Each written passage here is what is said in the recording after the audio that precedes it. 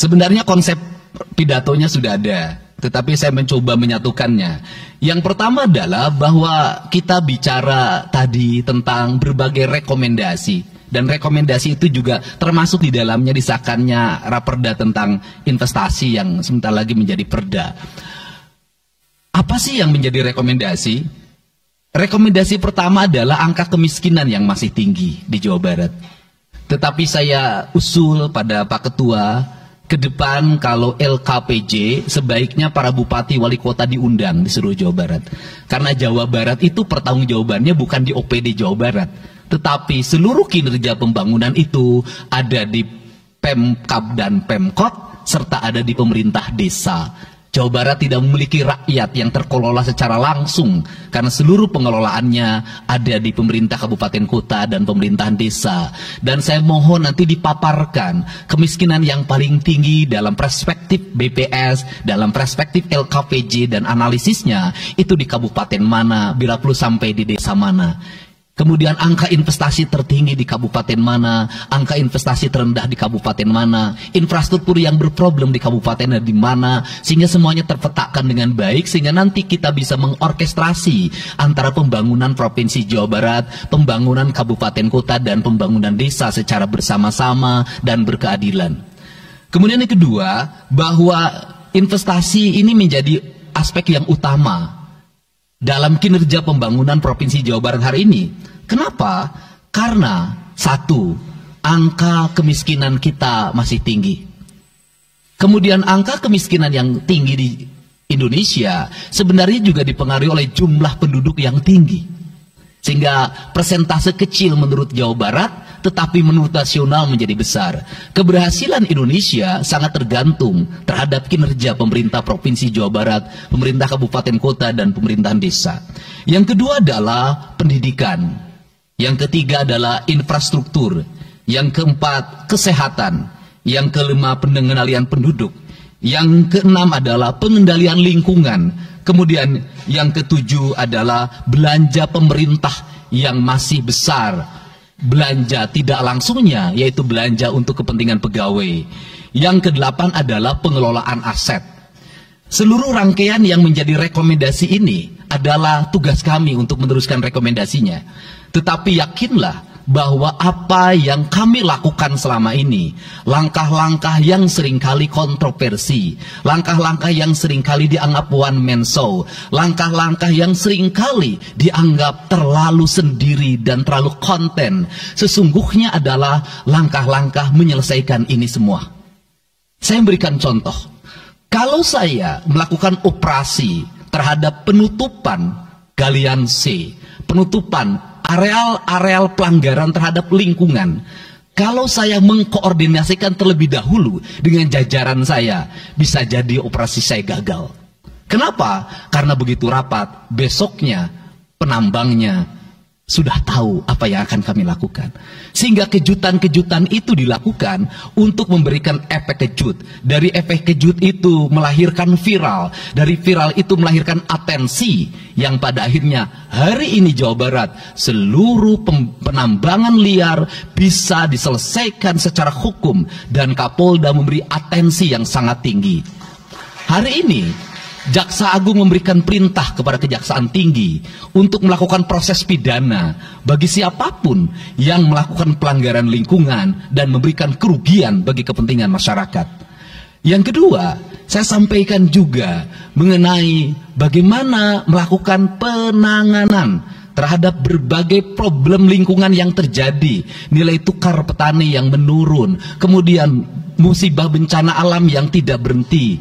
Perlu kami sampaikan bahwa Gubernur Jawa Barat sudah mengeluarkan peraturan gubernur yang melarang alih fungsi lahan, yaitu larangan alih fungsi hutan, larangan alih fungsi areal perkebunan, larangan alih fungsi sumber-sumber pengairan, larangan air fungsi daerah airan sungai, dan larangan alih fungsi pesawahan. Yang itu harus segera ditindaklanjuti oleh kabupaten kota dengan melakukan evaluasi tata ruang secara menyeluruh. Karena inilah jalan yang terbaik apabila kita ingin melakukan perubahan lingkungan di Jawa Barat. Kemudian, masih bicara kemiskinan hubungannya dengan pendidikan. Saya sampaikan bahwa problem kita saat ini, saat pemerintah menggratiskan sekolah sampai SMA, swasta masih bayar, maka gratis itu tidak punya makna. Saya tadi di jalan itu bertemu dengan orangnya menangis di depan saya karena seragamnya tidak bisa terbayar. Saya katakan harga seragam berapa? 1,5 juta. Saya balik, jajan anak ibu berapa? Sehari 20.000. Apa sih yang terjadi? Yang harus diperbaiki bukan hanya pemerintah, tetapi juga masyarakat harus diperbaiki. Apa yang harus diperbaiki? Ke sekolahnya harus selalu gratis, tapi biaya konsumsi anaknya selalu diikuti. Apa artinya gratis? Kalau bekal ke sekolah 50.000 per hari. Negara mengeluarkan biaya, tapi orang tua mengeluarkan biaya. Maka kami sudah mengeluarkan surat edaran. Yang surat edaran itu sesungguhnya sebagai upaya sistematik dan menyeluruh sampai tingkat pendidikan dasar, walaupun itu bukan kewenangan gubernur. Tetapi dari sisi surat edaran gubernur bisa dijadikan landasan bagi para bupati dan wali kota membuat surat edaran yang sama. Apa sesungguhnya yang menjadi alam pikiran saya? Alam pikiran saya, kemiskinan terjadi bukan hanya pada persoalan menurunnya pendapatan, tetapi kemiskinan terjadi yang paling besar adalah karena meningkatnya biaya hidup. Biaya hidup yang tinggi misalnya di sekolah, biaya studi tour, biaya perpisahan, biaya outing kelas, dan berbagai biaya wisudaan, itu adalah biaya yang tinggi dalam pendidikan. Untuk itu, apa yang dilakukan oleh orang tua ketika membelanjakan untuk kepentingan itu? Mereka pinjam bank emok, mereka pinjam bank keliling, mereka pinjam bank pinjol, mereka pinjam NBK, dan mereka pinjam bank Pancasila. Menghentikan ini sesungguhnya, saya lagi menghentikan mereka tradisi meminjam uang dalam keadaan terdesak pada para rentenir. Dan ini strategi untuk menurunkan kemiskinan. Kemudian yang berikutnya adalah perhatian ketika rakyat sakit. Maka pemerintah harus cepat hadir menangani. Kenapa? Karena orang bisa jatuh miskin ke dalam jurang yang lebih dalam.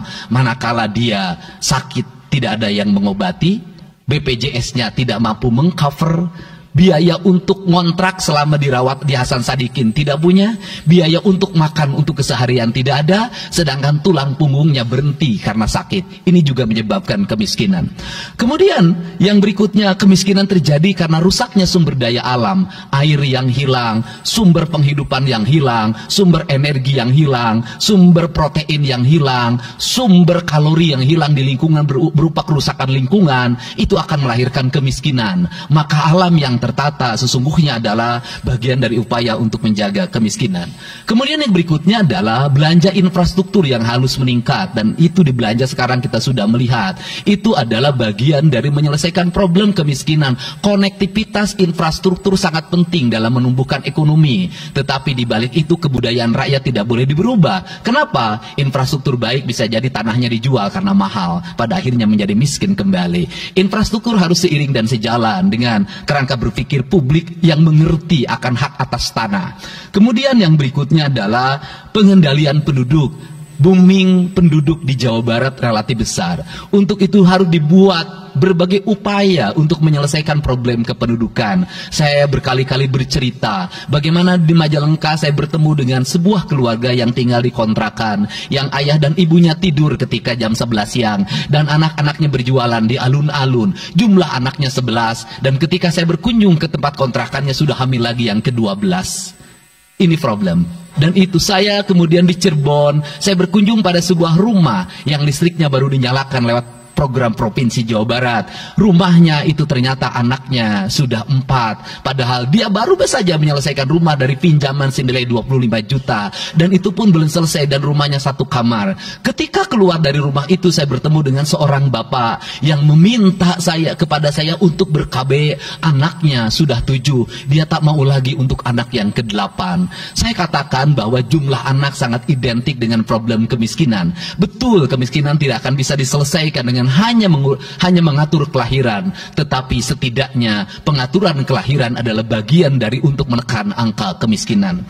Dan yang terakhir adalah dari seluruh rangkaian ini adalah belanja pemerintah harus menjadi stimulus bagi kepentingan masyarakat. Maka jumlah-jumlah proyek harus terus segera digulirkan, digelontorkan menjadi kegiatan publik, sehingga banyak orang yang kuli, banyak orang yang nyapu, banyak toko-toko yang buka, semen terjual, besi terbeli, dan kemudian regulasi ekonomi berjalan. Warung-warung bisa menjadi tempat para kuli siang hari makan siang. Dan ini adalah bagian dari strategi stimulus ekonomi yang digulirkan oleh pemerintah, itu memiliki sumbangsi terhadap 12% pertumbuhan. Dan yang terakhir adalah investasi. Investasi itu modalnya ada 3. Yang pertama adalah konektivitas infrastruktur, ketersediaan jaringan air bersih. Kita jujur hari ini saya sampaikan ke DPRD, banyak perusahaan-perusahaan yang masih menggunakan air bawah tanah tapi tidak berizin. Bayar pajak tidak, jalan terus. Karena kalau dihentikan mereka pabriknya berhenti. Setelah itu apa? Mereka menjadi objek pemerasan beberapa pihak dalam setiap bulan karena dianggap melanggar perda. Tetapi kalau juga mereka dihentikan, maka pabrik itu berhenti. Dilema itu harus segera diselesaikan. Caranya bagaimana? Caranya adalah pemerintah provinsi melalui Bapeda hari ini harus segera merancang daerah-daerah yang menjadi kawasan industri, harus dibangun fasilitas infrastruktur jaringan air bersih dalam bentuk investasi pemerintah, sehingga nanti dikoreksikan dengan PAM-PAM atau PDAM di setiap kabupaten kota secara terkoneksi. Dan ini jalan bagi kita menyelamatkan lingkungan dan menorong pertumbuhan PDAM di setiap kabupaten kota. Karena apa? Karena angka pembayaran yang dilakukan oleh industri jauh lebih baik dibanding angka rumah tangga dan angka-angka layanan sosial lainnya. Itu yang pertama. Yang kedua adalah tumbuhnya iklim investasi di mana masyarakat merasa nyaman, investor merasa nyaman ketika perizinannya cepat. Saya memberitahukan ya bahwa di Indramayu ada pabrik sepatu yang selama 2 tahun tidak mau buka hanya karena perizinan lingkungan hidupnya belum kelar. Saya ngambil langkah pasang badan, lakukan pembangunan karena itu menyerap 8.000 tenaga kerja. Kemudian di Cirebon juga seperti itu. Banyak perizinan yang menggantung bertahun-tahun. Hari ini saya janjikan dalam 1 bulan ini seluruh perizinan di Jawa Barat tuntas dan selesai. Dan saya meminta kepala BPM TSP menjadi VR pemerintah Provinsi Jawa Barat untuk senantiasa tiap hari melihat data dan dokumen di setiap kabupaten kota, mana yang terlambat, mana yang mengalami hambatan. Kemudian yang berikutnya adalah kenyamanan dalam berusaha. Kenyamanan dalam berusaha adalah keterangan para investor dan lingkungan masyarakat terhadap berbagai aksi gangguan dari orang yang mengatasnamakan diri preman. Untuk itu hari ini kita cukup bersyukur di Jawa Barat, peristiwa ini sudah hampir tidak ada. Kapolda kalau dengar ada preman hari ini turun, termasuk ke Garut, dengar ada preman Kapolda turun. Ini semua stakeholder sudah bergerak dengan baik, layanan investasi sudah berjalan dengan baik. Tinggal satu lagi hambatan investasi adalah masyarakat menaikkan harga tanahnya luar biasa. Kasus BYD, kenapa mengalami hambatan sekitar 20 hektar masih belum terbebaskan? Karena rakyatnya hari ini meminta 3 juta rupiah per meter. Padahal di situ dulu 150.000, itu pun jarang yang beli. Ini problem kita. Apa peran gubernur saya sampaikan? Peran gubernur bukan hanya mendorong bagaimana investasi berjalan melalui mekanisme administratif. Saya sampai turun untuk mijitin orang yang jual agar mau jual. Dan sudah ada beberapa yang berhasil saya rayu, saya dekati dengan harga. Itu pun tidak terlalu rendah, harganya 1,1 juta. Itu sudah paling murah. Ini yang terjadi di Jawa Barat hari ini. Tidak mudah mengelola sebuah wilayah yang begitu luas. Tidak mudah mengelola sebuah daerah yang kabupaten kotanya sudah otonom. Diperlukan pendekatan-pendekatan seorang ayah pada anak-anaknya. Sehingga hari ini saya di Provinsi Jawa Barat, saya tidak memposisikan gubernur. Saya kadang memposisikan menjadi ketua RT. Saya kadang memposisikan menjadi ketua RW. Saya kadang memposisikan menjadi kepala desa. Kenapa? Karena warga ini perlu disentuh dengan pendekatan pendekatan emosional yang kebapaan, bukan pendekatan struktural. Untuk itu saya yakin bahwa forum ini adalah forum kebahagiaan bagi kita semua. Kita sudah bisa menyelesaikan 2 agenda besar. Semoga ini menjadi kado terindah bagi masyarakat Jawa Barat.